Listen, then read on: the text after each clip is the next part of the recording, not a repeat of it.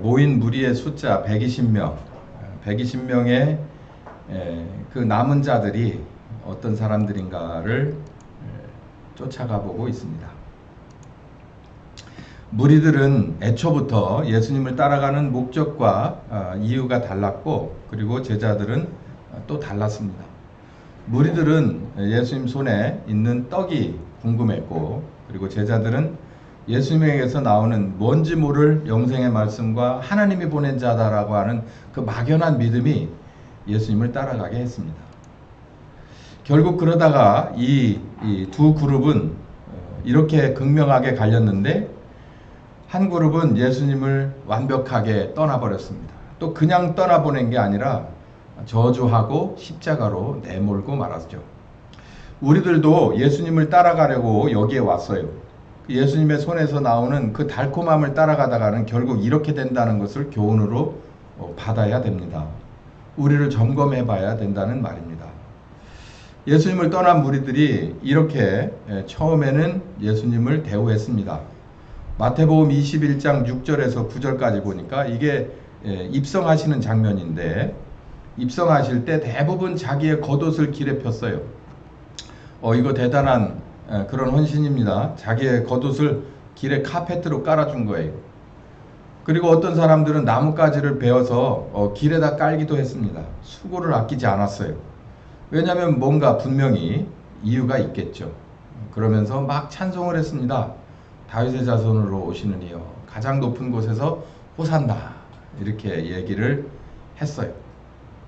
근데 이 사람들이 불과 일주일이 채 지나지도 않아서 불과 며칠 사이에 어떻게 바뀌었냐면, 예수님이 결박돼서 빌라도 앞에 섰을 때 물론 이 대제사장과 장로들이 뒤에서 이들을 권했다. 그러니까 선동했다. 요즘 말로 선동을 한 거죠.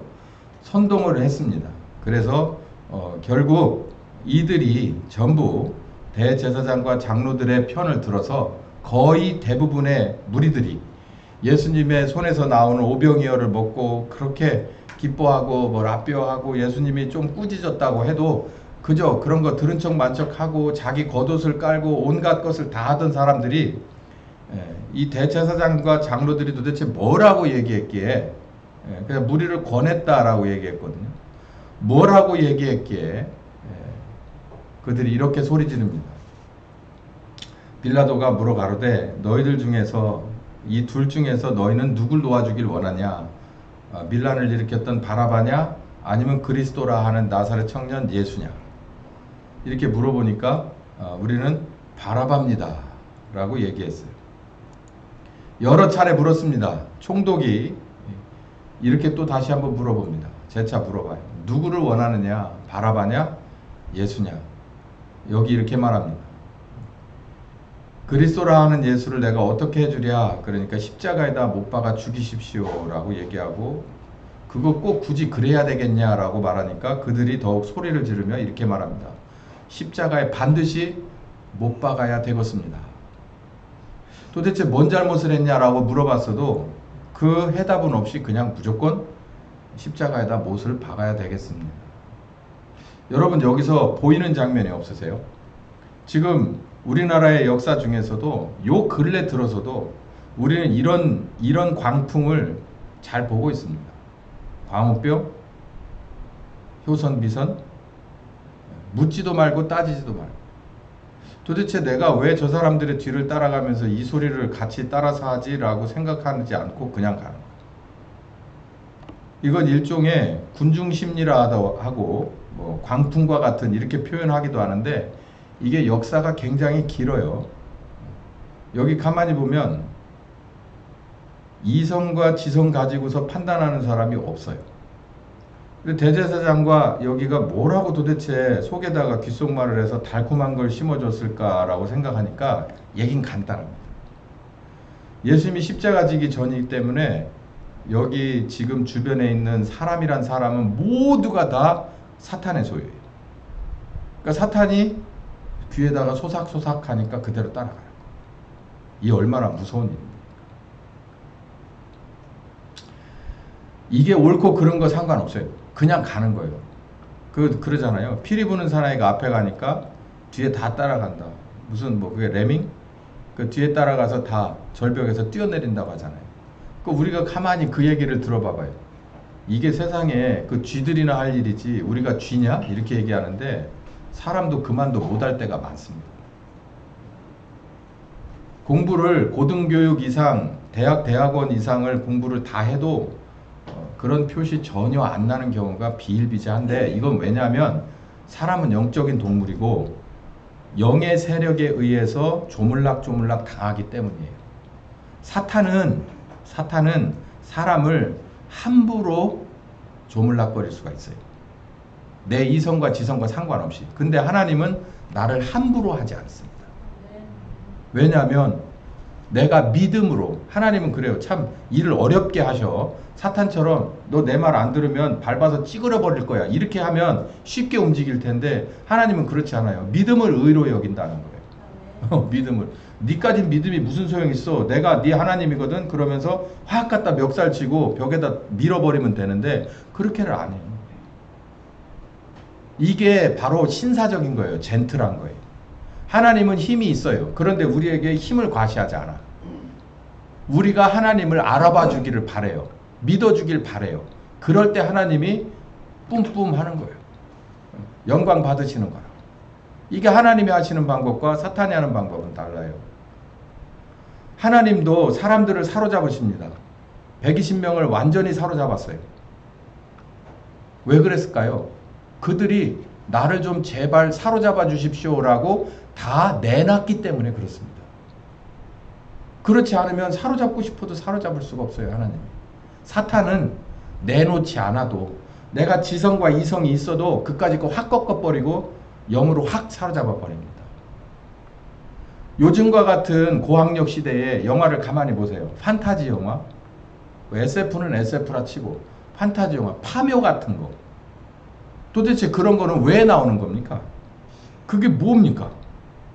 그거는 진짜 정말 연배가 80대, 90대, 100 그런 분들이나 얘기하실 거지. 요즘과 같은 이 어디서 휴대폰 이런 세상에 전 세계가 하나로 묶여 있는데 그런 스토리가 말이 돼요? 근데 그건 우리나라만이 아닙니다. 넷플릭스를 보세요. 거기 보면 온갖 종류의, 온갖 종류는 아니에요. 크게 두 종류인데 밝은 영, 그 다음에 시커먼 영. 서양에서도 똑같이 그런 게 난리예요. 난리. 붐을 이루고 있어요. 왜 그럴까? 사탄 다 똑같기 때문에 그래요. 여기에 있는 이 장면을 봐도 우리는 뭘 알 수 있냐면 애초에 예수님 따라다니던 사람들이 이 안에 많이 들어있었어요. 우리도 마찬가지예요. 세기의 말로 가고 이제는 세상의 끝으로 갈 때 사탄이 이렇게 이제 정말 광풍으로 이리 몰고 다니고 저리 몰고 다니고 이런 난리를 칠 때 여기 똑같아요.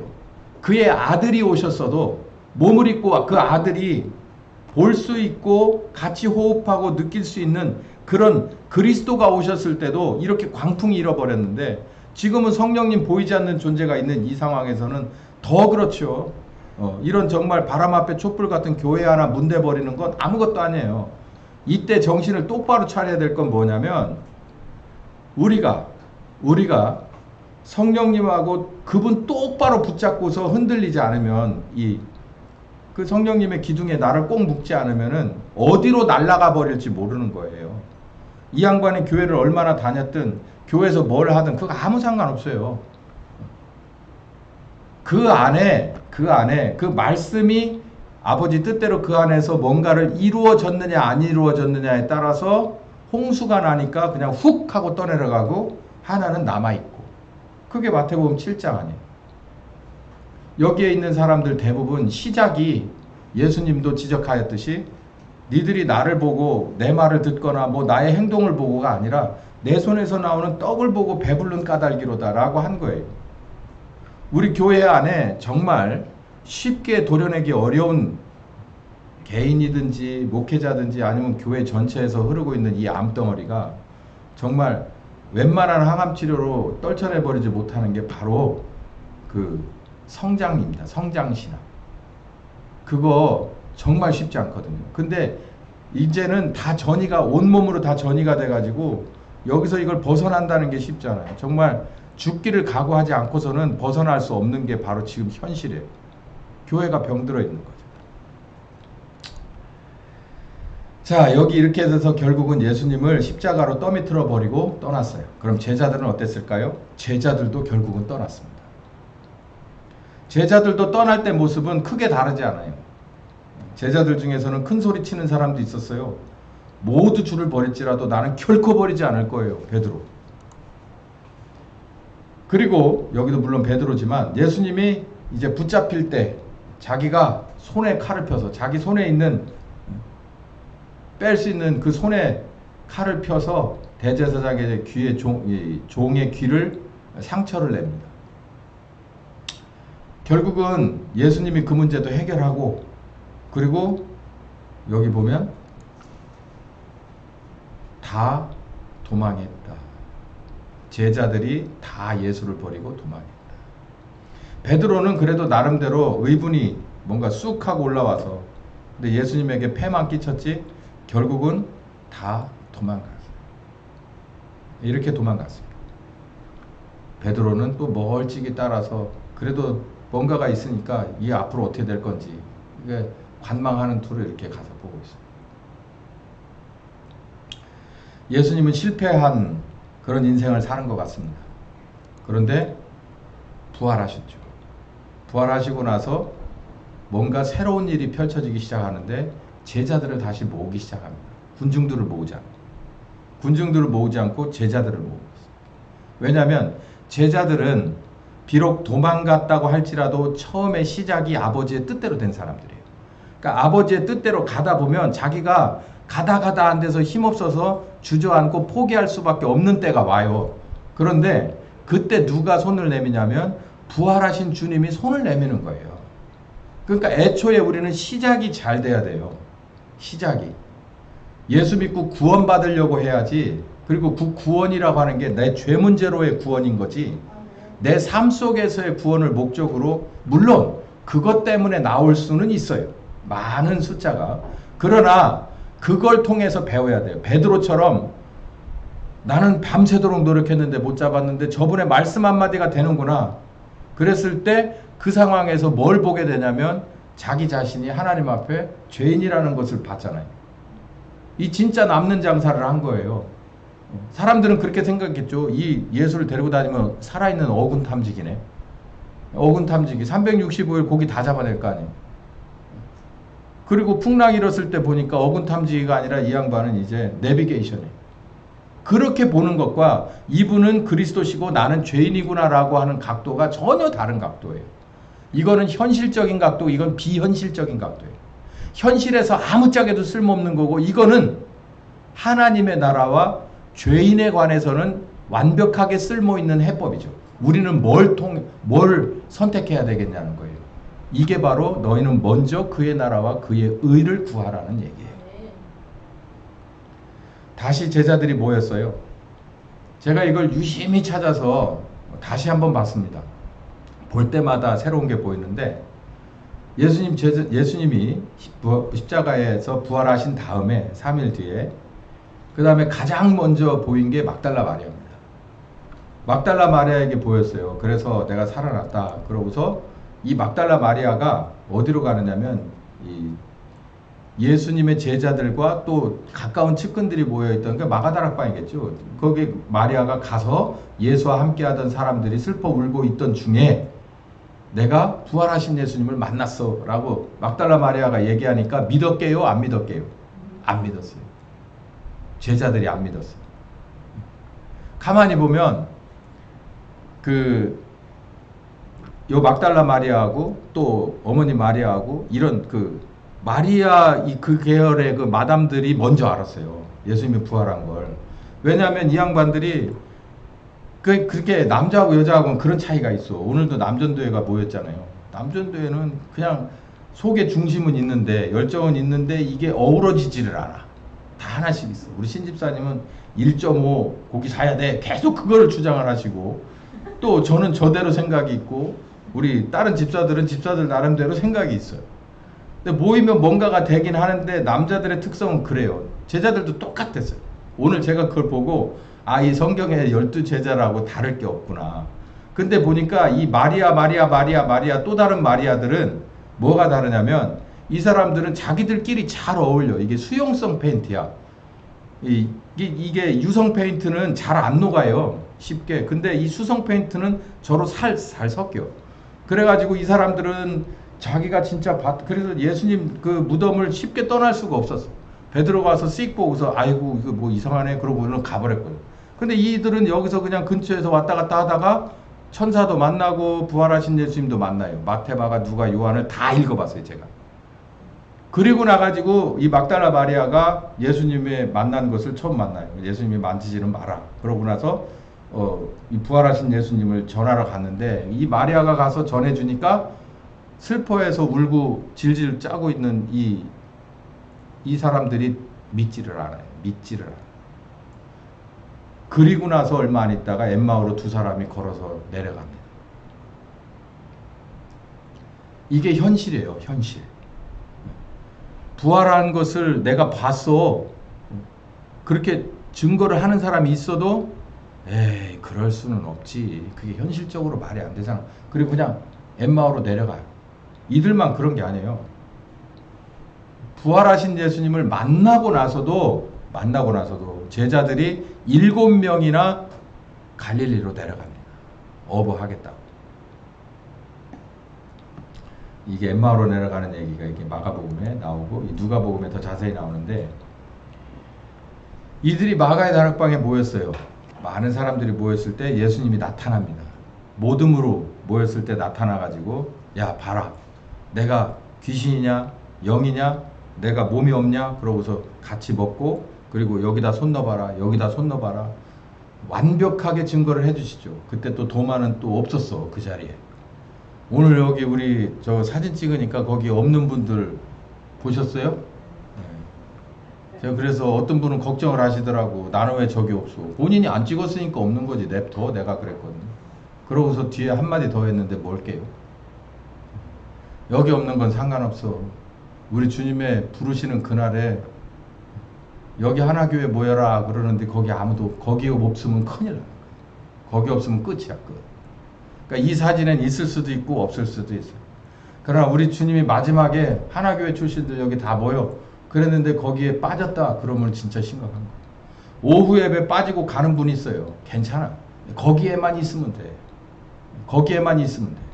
거기 없으면 안 돼. 그 점을 명심하셔서 제가 드리는 이 뼈 있는 농담을 잘 헤아려 가시기를 바랍니다. 상황에 따라 이럴 수도 있고 저럴 수도 있지만 그곳에서 빠지면 큰일이다. 여기서도 빠진 사람 하나가 있었는데 그게 도마인데 나중에 가서 이상한 소리를 해요. 뭐 나는 못 봤으니까 어쨌든 하여간 내가 직접 내가 뭔가를 해보기 전까지는 안 돼. 진짜 와서 해보라니까 했어요? 못했어요. 그냥 앉아서 일어나지도 못했어. 이렇게까지 했어요. 이 얼마나 더 확실하게 알려준 건가요? 그런데 제자들이 어떻게 했다고요? 내려가서 여기 봅시다.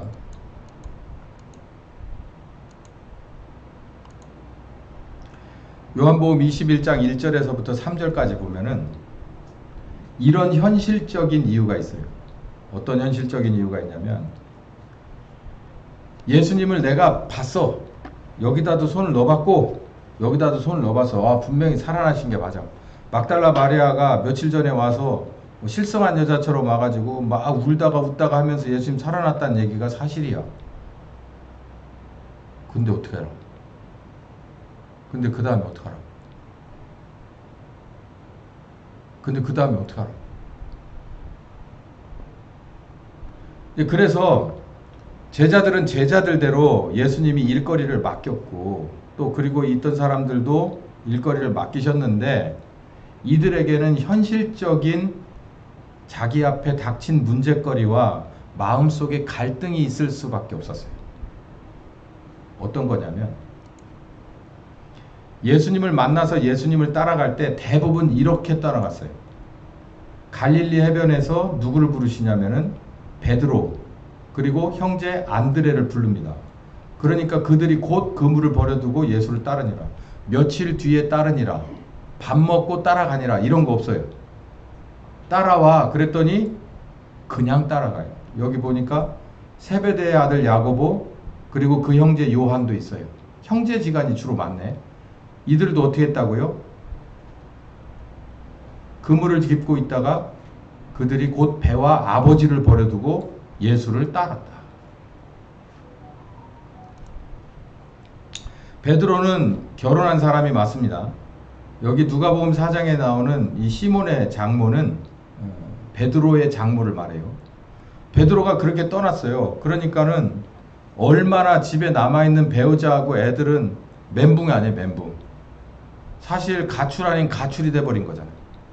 그 한번 가만히 상상을 해보세요. 베드로가 하루도 안 빠지고 바다에 나가던 사람이 안 나가면 굶으니까. 그런데 이 사람이 어느 날 갑자기 어디 가서 누굴 만난다고 막 웅성웅성거리더니 그날로 안 들어와. 그 물어봤더니 그 나사렛 예수 청년을 따라갔대. 그럼 내일은 들어올라나? 아이 그래도 여기 좀 따라다니다 들어오겠지. 안 들어와. 한참 안 들어와요. 그러니까는 친정엄마한테 연락을 했겠죠. 그 친정엄마가 와가지고 도대체 이게 뭔 일이냐 울다 웃다가 막 화내다가 원래 그런 놈인 줄 알았는데 너는 왜 좋다고 결혼해가지고 이 모양을 만드냐고 막 온갖 것들 다 막 여기 속에서 나오는 거 다 나왔겠지. 그러고 나도 안 와. 그러니까 이제 끙끙 앓아 눕기 시작한 거예요, 장모가.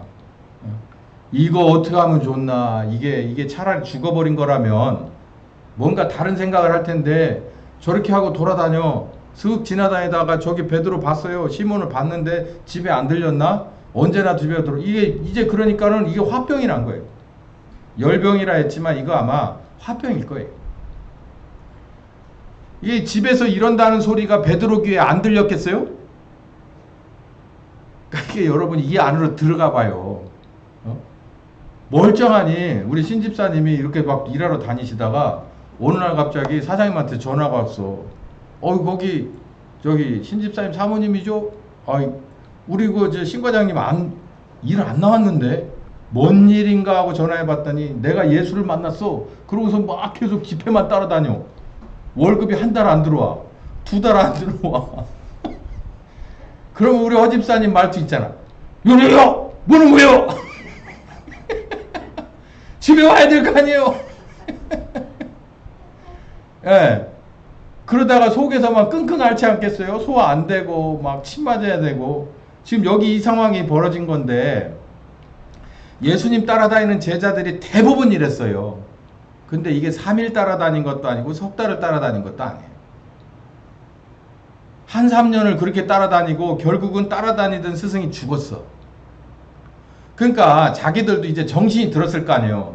부활하셨다고 해도 이제는 깨어난 거야. 뭐가? 현실적인 게 내가 집을 버리고 마누라 자식 버리고 여기 온 게 이 뭐 베드로 뿐이었겠어요. 이 싱글도 있었겠지만 결혼한 사람도 꽤 있었을 테고 근동도 있지만 먼 곳에서 온 사람들도 있을 거예요. 이런 상황이 되니까 뭐 예수님이 부활하셨다고 해도 현실적인 이 장벽이 자기를 꼭 붙잡고 있는 거예요. 그러니까 이 사람들이 어떻게 했냐면 그냥 내려가기를 한 거예요. 내려가기. 디베랴 호수에서 또 제자들이 자기에 나타나셨는데 시몬 베드로와 디드모라 하는 이 총 인원이 7명입니다. 제가 쉬어봤더니 베드로를 비롯해 포함해서 7명이 시몬 베드로가 나는 물고기 잡으러 가려고 그러니까 그들이 우리도 함께 갈래 그래가지고 따라왔어요. 이 중에서는 어부가 대부분인데 어부 아닌 사람도 있어요. 어부 아닌 사람이 한 3명 되고 어부가 원래 어부 출신 한 4명쯤 되는 것 같아. 근데 어부는 어부니까 그렇다고 치고 어부 아닌 사람은 뭐게요? 가만히 있을 수는 없는 거예요. 내가 이러고 있을 수는 없는 거예요. 그래서 내 전공은 아니지만 내가 원래 밥 벌어 먹고 살던 기술은 아니지만 이거라도 해야 되지 않을까 싶어서 따라간 거예요. 여러분 제가 왜 이걸 길게 시간을 투자해서 얘기할까요? 우리에게도 이들에게도 똑같은 상황이 있었던 거예요. 예수가 그리스도라는 것을 알 만큼 알고 뭐 이러저러한 상황이라도 내가 오늘부터 한 달을 일하지 않으면 다음 달부터 얼마씩 마이너스가 된다는 현실이 있어요. 그게 어느 정도 누적되는 건 웬만큼으로 참고 견딜 수가 있지만 그게 어느 정도를 넘어서 버리면 그게 정말 나에게는 정말 큰 짐이고 이게 걸림돌이라는 게 현실적인 이유예요. 이들은 3년이잖아, 3년. 그리고 이게 막 대단히 인기 있는 것 같지만 결국은 십자가에 죽어버리고 말았어요. 그러니 이거 참, 그러니까 부활하신 거는 좋아. 그리고 축하하고 박수하고 감격하고 감동하는데 그 다음으로 이어나가기에는 내 속에 현실적인 벽 앞에서 갈등할 수밖에 없고, 이 베드로도 결국은 실패하고 주저앉을 수밖에 없었어요. 근데 이런 날 어떤 일이 벌어지냐면,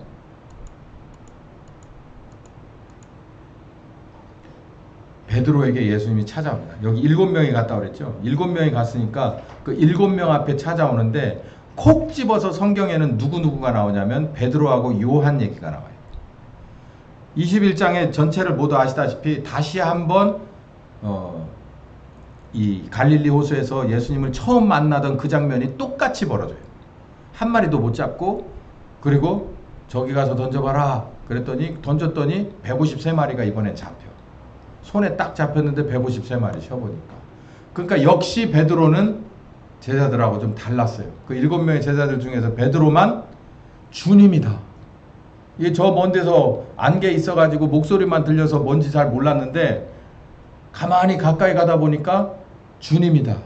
그래서 그냥 옷을 그냥 적당히 하고 물속에 뛰어들어서 배로 오면 될 길을 그냥 막 가서 예수님 앞에 엎어질 수밖에 없어요. 베드로는 뭔가 조금 달라요. 근데 그러다가 어색한 침묵이 흐릅니다. 예수님은 제자들을 위해서 고기 몇 마리 가져와봐. 그래서 밥 안 먹었지? 아침 좀 먹자. 일단 먹자. 밥 먹자. 그러고서 이제 밥을 줘 주는 거예요. 근데 누구도 뭐라고 말을 먼저 못 꺼내. 밥 먹자. 그러고서 이리 와. 그래가지고 다 밥을 줍니다. 그 일단 밥을 먹고 그리고서 얘기를 시작해요. 저기 베드로야. 베드로야. 여기 이렇게 말을 꺼내죠. 예수께서 시몬 베드로에게 이르시되 요한의 아들 시몬아, 이걸 어떤 투로 얘기했을까요? 네가 이 사람들보다도 네가 사랑하냐? 이렇게 물어봐. 요한의 아들 시몬아 이렇게 물어봤을까요? 이리 와봐. 베드로 이리 와봐. 이렇게 조용히 물어봤을 거예요.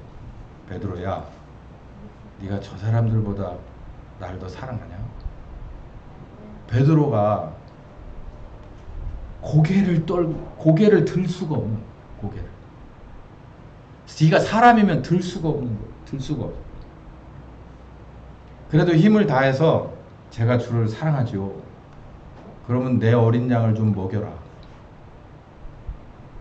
제가 이 장면을 이렇게 쑥 들어가 보니까 베드로가 이 얘기를 들을 때마다 이 심장이 쿵쿵 했을 거예요.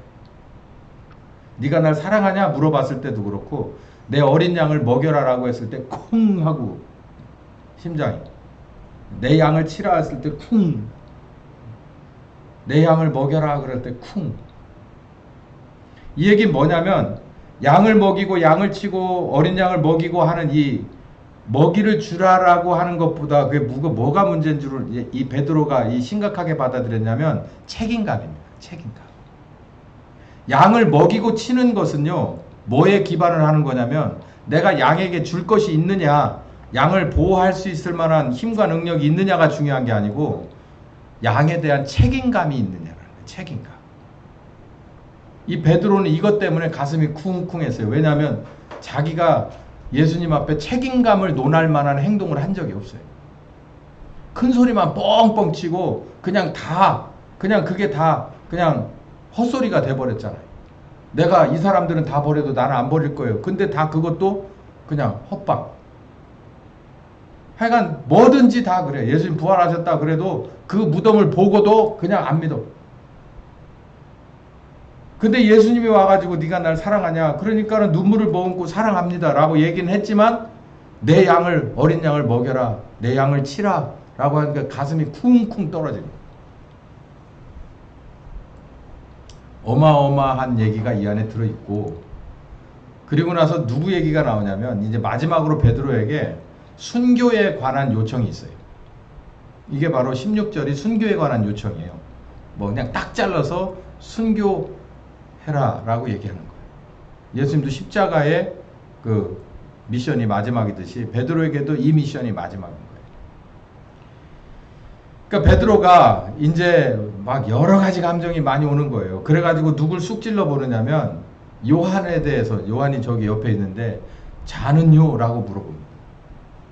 그러니까 여기서 제가 이제 뭐를 눈치를 챘냐면은 예수님이 요한에 대해서도 뭔가를 주문을 했어요.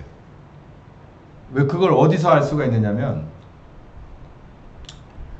베드로가 그를 보고 예수께 여짜오되 주님 이 사람은 어떻게 되겠습니까? 라고 물어요. 그러니까 예수께서 이르시되 내가 올 때까지 그를 머물게 할지라도 네가 무슨 상관이냐 너는 나를 따르라 하시더라 라고 대화를 했는데 이 말씀을 이게 요한복음 21장이잖아요. 요한이 설명을 해줍니다.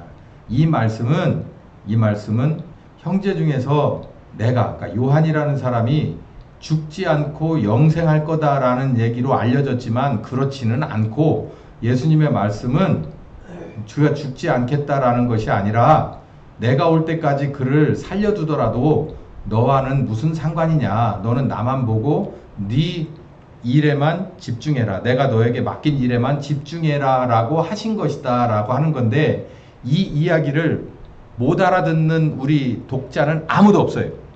근데 요한의 삶이 어땠는지 여러분 아시잖아요. 요한의 삶을 아시다시피 지금 요한이 요한복음 이 마지막 장, 요 마지막 챕터를 쓸 때 그게 몇 년도인지는 모르겠지만 요한이 이때까지 살아있어요. 예, 요한계시록을 쓰고 최소한 요한계시록을 쓰고도 한참 있다 죽은 걸로 나오거든요.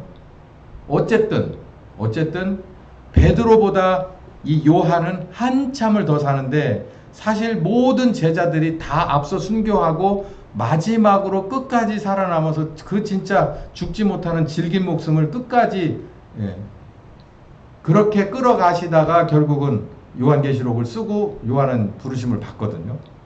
그랬을 때 이 요한이 자기가 이렇게 베드로의 부르심을 받던 장면을 여기에 쓰지는 않았지만 여기에 있는 21절부터 끝절까지를 가만히 보면 요한도 예수님에게 그 뭔가를 언지를 받은 것은 사실이에요.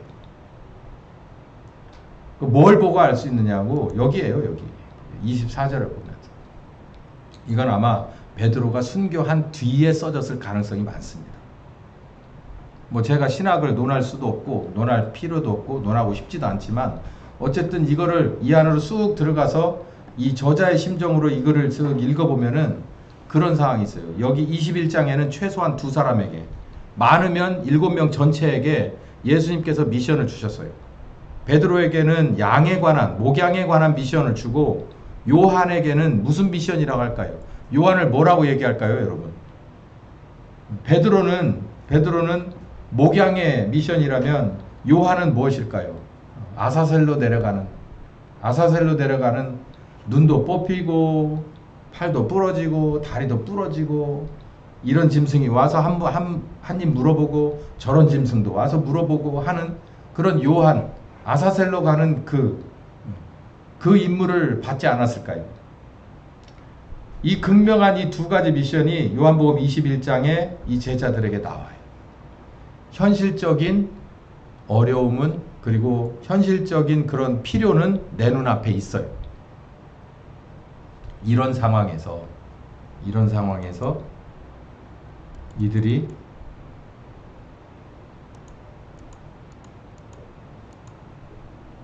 최종적으로 선택을 합니다. 뭐 하기로? 남기로 선택을 해요. 왜 남기로 선택을 했을까? 하나님의 뜻과 하나님의 나라가 우선이다.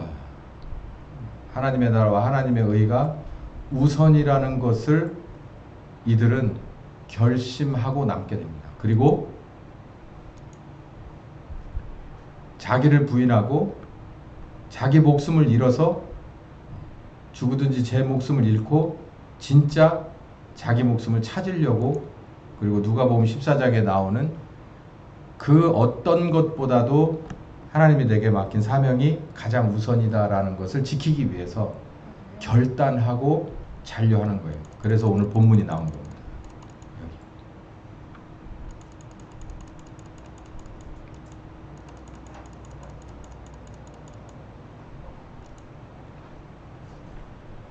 제자들이 감람원이라는 산에서 예루살렘으로 돌아오니, 뭐 제자들 11명만 돌아온 것 같은데 그렇지 않아요. 쭉 보니 모인 무리의 수가 120명쯤 됐더라.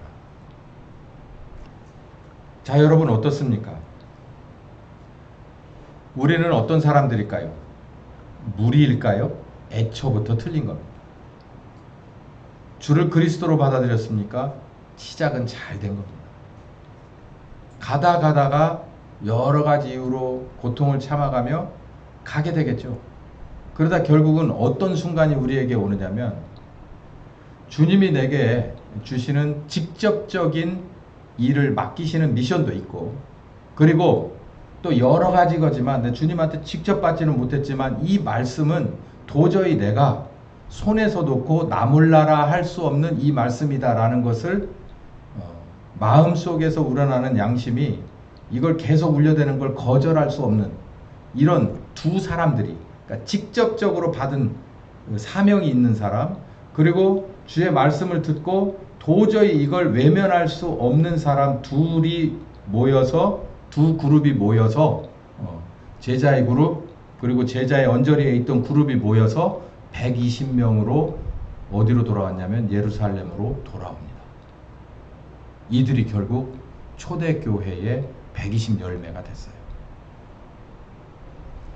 우리하고 가만히 한번 놔볼까요? 간단합니다.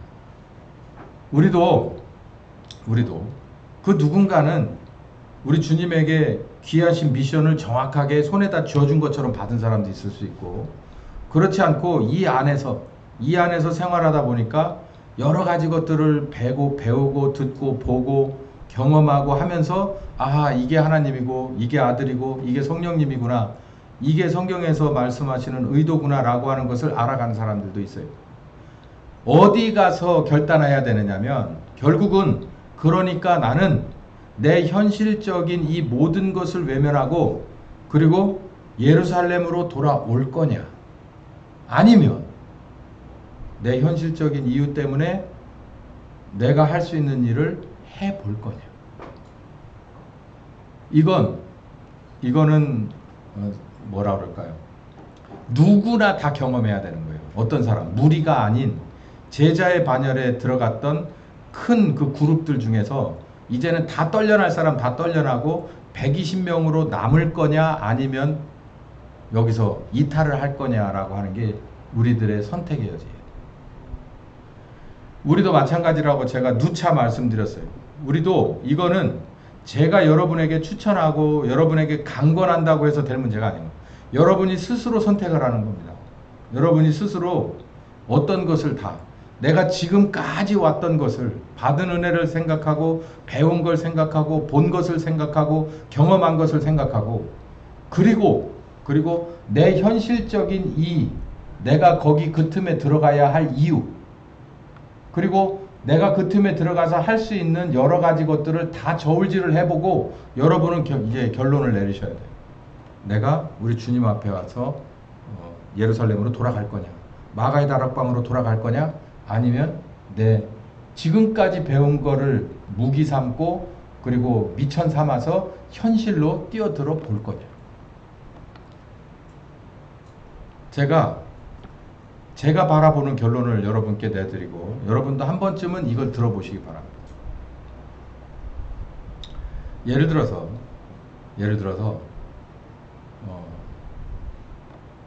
이게 녹화가 될 텐데, 제가 우리 손 집사님한테 이런 얘기를 했어요. 손 집사님 멀기도 하지만 가려고 하면 얼마든지 갈 수 있습니다. 가고 싶기도 하겠죠. 근데 내가 선택하는 게 달려있어요.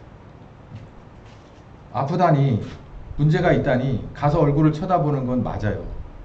그리고 정말 웬만큼만 해도 그냥 얼마든지 지금쯤 벌써 거기에 가 있을 건데, 그게 간다고 해서 잘못됐다라는 얘기는 아니지만 내가 그 시공간을 뚫고 그곳에 가서 할 수 있는 게 뭔가요? 그러니까 병문안을 가고 자녀가 아프다는데 가서 그 앞에 서보는 것이 잘못됐다는 얘기가 아니라 이거를 한번 가만히 생각해 보자는 거예요. 내가 거기 가서 그 상황에서 내가 뭔가를 도와줄 수 있는 게 뭔가요? 심적으로 안정도 좀 될 것이고 뭐 내가 조금 주머니를 털어서 가면 경제적인 것도 도움이 되겠지만 그게 온전한 해법은 아니잖아요. 예? 저도 입장은 마찬가지예요. 병원에 누워있진 않지만 저도 가끔 소리를 들으면 내가 거기 있었으면 이런 문제는 애초에 나오지도 않았어 라고 하는 얘기가 비일비재해요. 거의 매 순간 전화할 때마다 제 속을 생각합니다. 내가 만약에 니들하고 같이 있었으면 이런 일은 나오지도 않았다. 애초에 시작되지도 않았다. 케이스는 조금 달라요. 아픈 거는지만 제가 뭔가 컨트롤할 수 있고 제가 그 안에서 해결할 수 있는 일은 생각보다 많거든요. 근데 이것들이 점점점 그게 누적되면 나중에 큰 덩어리로 제게 온다고. 근데 한편으로 그런 것 때문에 그런 방향으로 생각하면 내 가슴이 아프고 내가 뭐냐라는 생각이 들고 이거 잘 가고 있는 거냐라고 하는 생각도 들죠. 근데 한편으로 바라볼 때 이런 거예요. 내가 거기 가서 지금 해줄 수 있는 것이 요만큼인데 사실상 이걸로 인해서 이 판도를 완벽하게 바꿀 수 있는 거냐라고 생각하면 그건 아니에요.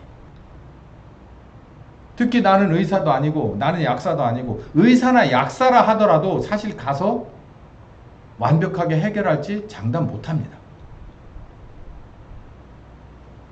그러면 어떻게 하는 게 좋을까요? 이들도 베드로 같은 경우는 장모가 또 열병이 걸려가지고 또 난리 났다고 전화 오고 막 이럴 수도 있는 거 아니에요.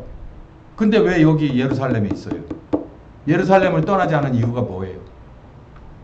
이 얘기를 하는 거예요. 제가 지금 요한도 마찬가지고 야고보도 마찬가지고 야 아버지가 전화와 야 이 금을 놓고 배 논 지가 언제요? 야 니네 스승 끝났다는데 빨리 돌아오면 안 돼 라고 전화 오고 사람 보내고 본인이 직접 와서 막 문 두드릴 수도 있는데 왜 예루살렘으로 돌아와요? 내가 가서 이 급한 불만 꺼주고 다시 올게 라고도 할 수 있잖아요. 근데 이들이 가만히 보니까 신기한 것은 돌아와가지고서 숫자를 좀 세보니까 나갈 사람 다 나가고 들어올 사람 들어온 숫자가 120명이라는 거예요. 그래서 120명이 우리에게 큰 지금 시점에서 우리에게 은혜를 주는 것은 이들이 예수님이 부활하시고 승천하셨어도 여전히 자기 코 밑에 물이 들어와 있어요. 요것만 좀 퍼서 요만큼까지 내려놓고 내가 따라갈게요 라고 할 수 있다니까. 근데도 불구하고 이들이 어떻게 했다는 거예요? 거기서 이탈하지 않고 그대로 줄 서서 어디로 내려왔다. 하루 그냥 안식일에 걸어갈 만한 딱 맞는 길에 마가의 다락방으로 돌아왔어요. 현실은 그냥 묻어둔 채로. 왜 그랬을까? 이유는 한 가지예요. 예수께서 내게 직접 맡기신 미션이 있어요. 나는 그 미션을 반드시 이루어야겠다라고 하는 믿음의 결단이 있어요. 이 믿음의 결단은 예수님을 사랑하는 거기 때문에 그래요. 내가 예수님을 사랑합니다라고 하니까 이 일을 해줘라 그랬거든요. 네가 날 사랑하는 만큼 요거 해주면은 내가 그 사랑을 받을게 라고 하니까 베드로는 그걸 꼭 붙잡고 사랑한 거예요. 예수님을 사랑하듯이 양을 사랑한 거예요. 그러니까 예수님 뭐라 그래? 네가 날 사랑하는 줄 이제 알겠다. 이제 이렇게 되는 거기 때문에 베드로는 떠나갈 수가 없었고, 나머지 사람들은 나머지 정확하게 성경에는 나오지 않지만 모두가 다 이런 극적인 미션을 받지는 않았을 텐데 그 사람들 120명 중에서 상당수는 예수님에게 직접 받지는 못했지만 다시 돌아왔어요. 왜 그랬을까? 문제는 다 있는데 누구 안에서 해결하려고 한 거예요? 예수님 안에서 해결하려고 한 거예요.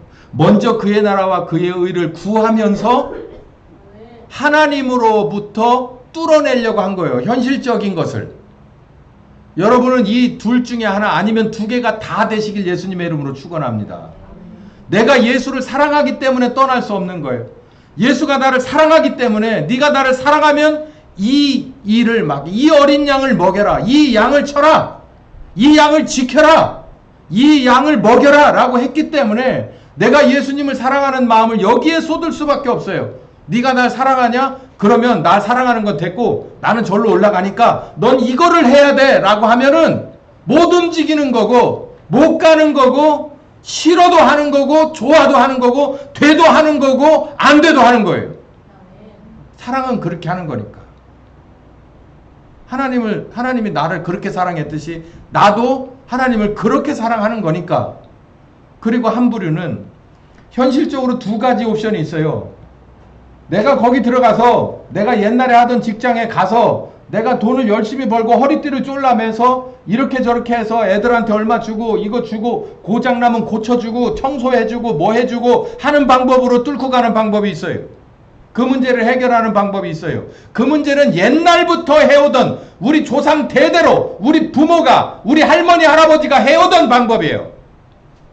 그렇게 하는 방법이 있지만 그의 나라와 그의 의 때문에 그 방법을 뒤로 하고 먼저 마가의 다락방으로 돌아온 거예요. 이건 무엇을 믿었기 때문에 할 수 있는 일이냐면 말씀을 믿은 겁니다. 너희 먼저 그의 나라와 그의 의를 구하라. 그러면 너에게 필요한 것을 다 아니까 내가 그걸 순차적으로 채워주리라 라고 하는 말씀을 믿었기도 했고 하나님의 입에서 나오는 말씀을 우선으로 먹고 살아야 된다는 것도 믿은 사람이고 그렇지 않다 하더라도 나는 하나님의 나라와 하나님의 의를 우선하는 삶을 실천하겠다. 이 말을 다른 말로 제 용어로 하나님 안에서 뚫어내겠다. 이거예요. 이거를 풀어서 말하면 내가 하나님 당신의 일에 최선을 다하면 우선순위를 당신에게 두면 당신은 나를 걱정할 게 아니라 누구를 걱정해 주십시오. 내가 걱정하는 자식들을 걱정해 주십시오. 내가 걱정하는 부모를 걱정해 주십시오. 내가 생각하는 돈을 해결해 주십시오. 내가 생각하는 건강을 해결해 주십시오. 나는 당신만을 바라보겠습니다. 내가 당신의 일을 해드릴 테니 당신은 내 뒤를 아니 그거는 내가 요청한 게 아니라 예수님이 먼저 뭐 한 거예요. 그렇게 해주겠다고 얘기합니다. 여러분은 두 개 중에 하나를 선택하시길 바랍니다. 그 사람들이 120명이었어요. 예수로 말미암아서 뚫고 가고자 현실은 정말 산적한 문제가 많지만 그 산적한 문제를 내가 내 손으로 하면서 뭐를 후순위로 두는 게 아니라 하나님의 나라와 하나님의 의를 후순위로 두는 게 아니라 하나님의 나라와 하나님의 의를 선순위에 놓고 하나님께서 이 일을 풀어가는 이게 더 바람직한 겁니다. 내가 특히 이런 경우 잘 들어보세요. 자녀나 손자나 내리사랑이다 보니까 손주들은 더 사랑들 하시더라고요. 내가 손주를 위해서 해줄 수 있는 게 뭐가 있어요? 여러분 가만히 생각해 봐요. 여기 할머니들 많은데 목사님은 할아버지 안 됐으니까 그런지 모르지만 대보고서 얘기합시다. 그러니까 어쨌든 그땐 그때고 제가 가만히 볼 때는 엄청 사랑해 줍니다. 그러니까 인간적으로 사랑을 해주는 건 사랑을 해주는 거고 그들에게 이롭게 해주는 것은 뭘까 생각해 보세요. 제가 저희 외할머니의 사랑을 많이 받았대요. 기억나는 게 없어요. 우리 외할머니가 보통이 아니었대. 진짜 보통이 아니었대. 어떻게 보면 좀 이상할 정도로. 근데 생각이 안 나. 근데 우리 할머니는 나한테 정말 해준 게 하나도 없어. 그림자도 생각이 안 나. 근데 이런 데 나와서 인용을 하려면 나는 우리 할머니를 더 인용을 해요. 왜? 그분은 나에게 신앙적인 모범을 줬기 때문에.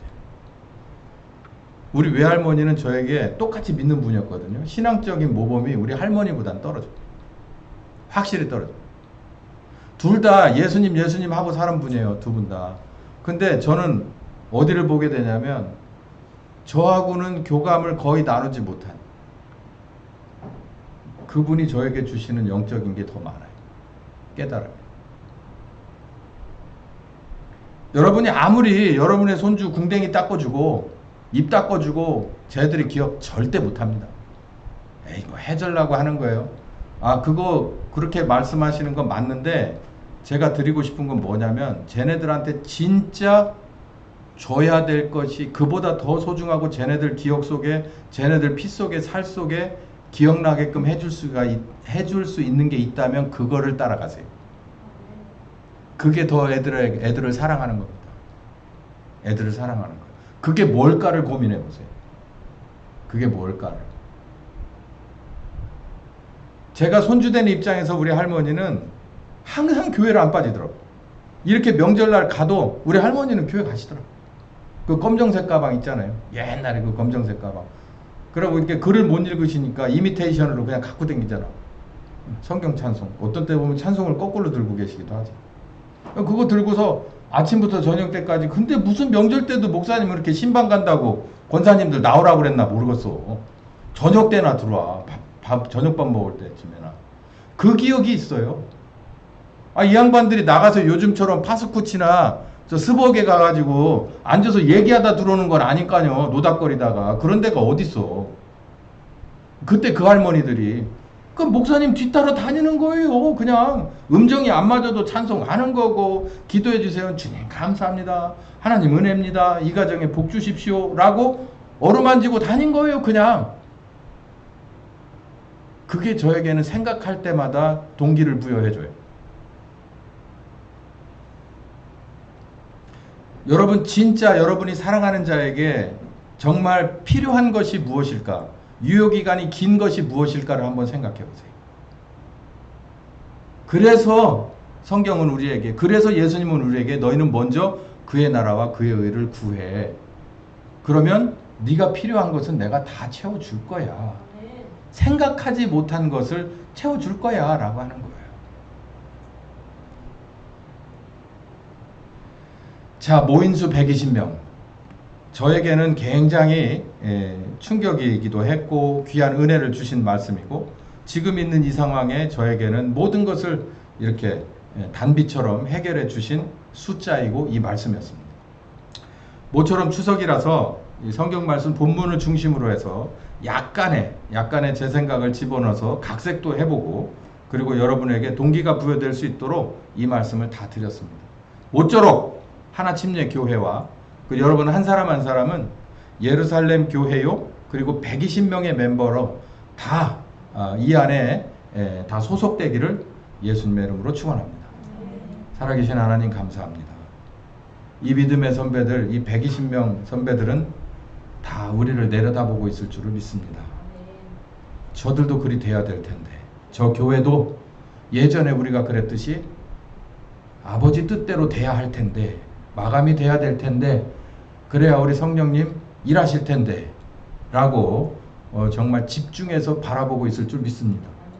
우리 모든 일 끝나고 우리 주님 앞에 가서 그 낙원에서 바로 이 선배들과 같이 조우할 때 나는 너희들이 그렇게 될 줄 알았다 라고 서로 기쁜 마음으로 우리 주님을 찬양하고 영광을 돌려드리는 귀한 모임이 있을 줄을 믿습니다. 끝까지 잘 걸어내는 우리 개인과 이 교회가 되게 하여 주시옵소서. 예수님 이름으로 기도했습니다. 아멘.